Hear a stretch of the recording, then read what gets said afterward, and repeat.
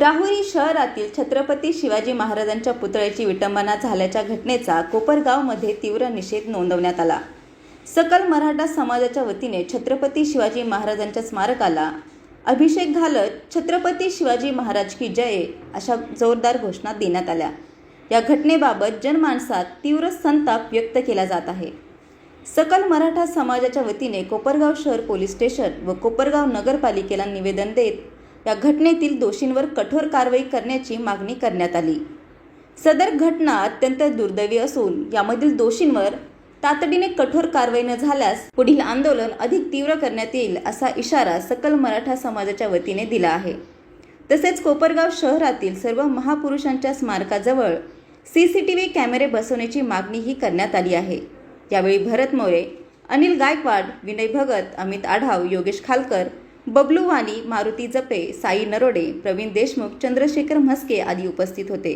या घटनेबाबत प्रशासनाने लवकरात लवकर कारवाई करावी, अन्यथा उग्र आंदोलन छेडण्यात येईल असा ठाम इशारा देण्यात आला आहे।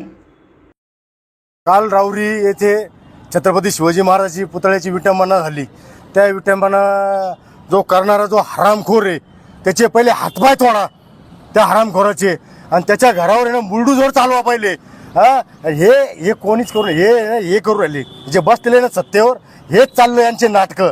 हे सत्तेवर बसणारे जे आहे ना हे 2-4 टक्के, या टग्यांना पहिले ना यांना धडा शिकावा लागणार आहे, त्याशिवाय हेच राखण्यावर येणार नाही।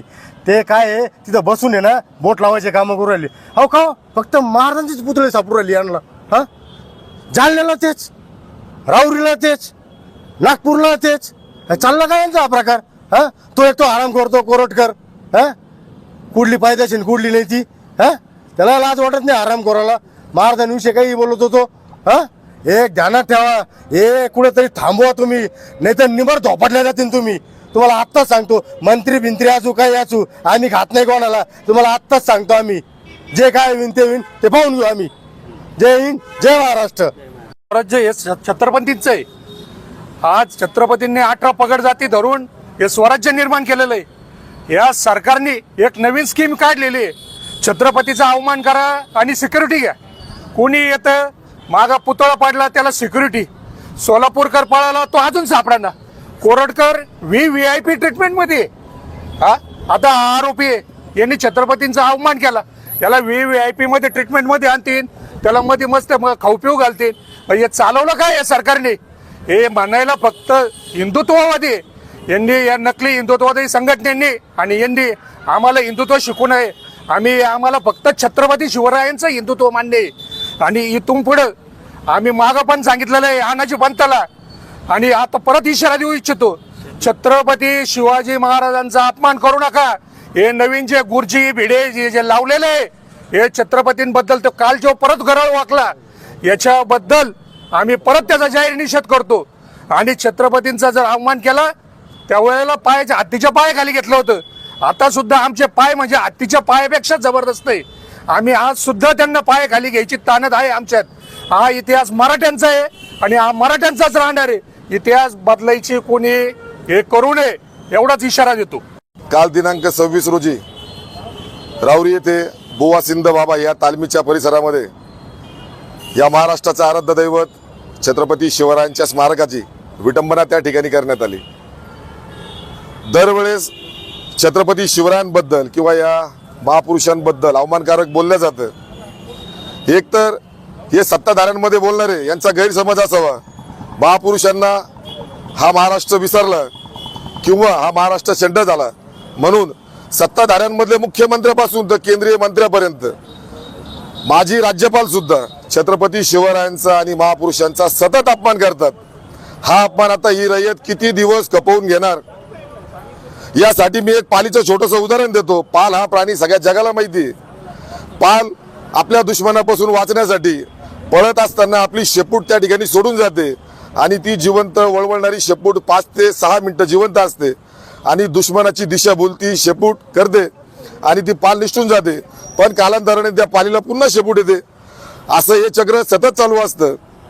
माझा सांगायचा मूळ मुद्दा असा आहे, आत्ता जे सत्ताधारी आहेत हे सत्ताधारी सुद्धा जातीयवाद, प्रांत भाषा आणि भाषेवरून वाद लावून खऱ्या अर्थानं हे पालीचं शेपूट जसं सोडून जर पाल जाते, त्याप्रमाणे हे सत्ताधारी पालीच्या शेपटाप्रमाणे असे वाद लावून सध्या जे मोठे मोठे प्रश्न या महाराष्ट्रासमोर आहेत, या राज्यासमोर आहेत, महागाईचा प्रश्न असेल, महिला सुरक्षेचा प्रश्न असेल, शेतकरी आत्महत्याचा प्रश्न असेल, आता सध्या संतोष देशमुख यांचं हत्याकांड प्रकरण असेल, एकनाथ शिंदे यांचा प्रचंड भ्रष्टाचार असेल, अशा अनेक गोष्टींना तिलांजली देण्यासाठी किंवा या गोष्टींपासून नागरिकांचं दुर्लक्ष होण्यासाठी असे हे जातीय वाद पालीचं शेपूट सोडून द्यायचं, नागरिकांची दिशाभूल करायची आणि आपलं या अर्थसंकल्पामध्ये सुद्धा आता जे अपयश आलं, खऱ्या अर्थाने शेतकऱ्यांना कर्जमाफी तर झालीच नाही, पण त्याच्या पलीकडे आमच्या लाडक्या बहिणींना 600 रुपये वाढून द्यायचे होते, ते तर सरकार देऊ शकलं नाही.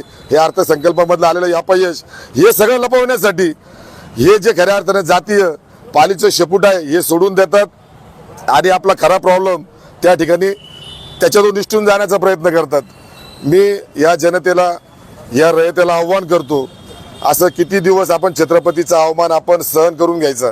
आता इथून पुढं ही रयत, हे नागरिक कधीही छत्रपतींचा अवमान इथून पुढं सहन करणार नाही. इथून पुढं जशास तसं उत्तर दिलं जाईल. छत्रपती शिवरायांचा जो अवमान झालेला आहे, जी विटंबना राऊरीमध्ये झालेली आहे, खऱ्या अर्थानं तो आरोपी, ती सखोल चौकशी झाली पाहिजे. त्या भागामध्ये सीसी कॅमेरे असतील, त्याची सुद्धा कसून चौकशी झाली पाहिजे.